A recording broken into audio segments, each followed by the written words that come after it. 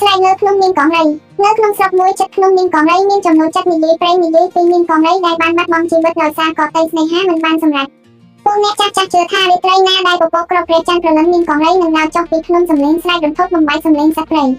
កាលពីឆ្នាំមុនមានក្រុមនិស្សិត4នាក់វិសាសុខភាពណាស់រឹងនិងសងំធ្វើដំណើរឡើងភ្នំដើម្បីស្រាវជ្រាវអំពីរឿងព្រេងពួកគេបានយកកាមេរ៉ានិងឧបករណ៍ថតសំឡេងដើម្បីកត់ត្រាអ្វីៗដែលអាចបញ្ជាក់ពីការមានពិតថ្ងៃដំបូងគ្រប់យ៉ាងស្ងប់ស្ងាត់តែពេលយប់ដំបូងក៏នតឡាអាធ្រាតស្រីនោះឬសំឡេងស្រែកសក់តែងចេញពីជំរាលភ្នំ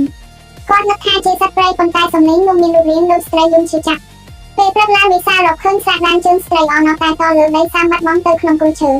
ពួកគេចាប់ផលតាមមកភ័យប៉ុន្តែសុភ័ក្រទទួលខុសត្រូវថតវីដេអូដោយគិតថាជាឱកាសល្អយុគទី2សំឡេងស្រែកកាន់តែខ្លាំងហើយឬសូរស្រែកកថាតើហេតុអ្វីមកបងខ្ញុំអានរិនភ័យរត់ចេញពីកង់តែគេមិនឃើញតិចទេត្រឹមតែសំឡេងស្រែកនិងស្លាកឈាមតូចៗលាក់ជាប់លើថ្មព្រឹកថ្ងៃបន្ទាប់គេរកឃើញកាមេរ៉ារបស់សុភ័ក្របង្ហាញវីដេអូដែលថតបានស្រមោលស្ត្រីស្លៀកសម្លៀកបំពាក់សខ្មៅបាត់ភ្នែកក្រហមគឺឆ្លងមកកាមេរ៉ាមុនពេលរូបភាពខូចត្រឡប់ទៅជាខ្មៅស្រអែមចុងក្រោយតែវិសាលនិងស្រីនោះរស់រាល់ពួកគេអាក្រក់ចិត្តនឹងអ្វីដែលឃើញហើយក៏ស្បាត់ថាមិននឹកចូលទៅកាន់ភ្នំមានកងរៃម្ដងទៀត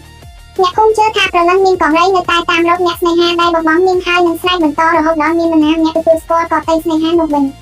តើអ្នកចង់ឲ្យខ្ញុំបន្តបង្កើតជាវីដេអូសំឡេងរូបភាពរន្ធត់ដើម្បីឲ្យមានអារម្មណ៍ពិតជានេះទេ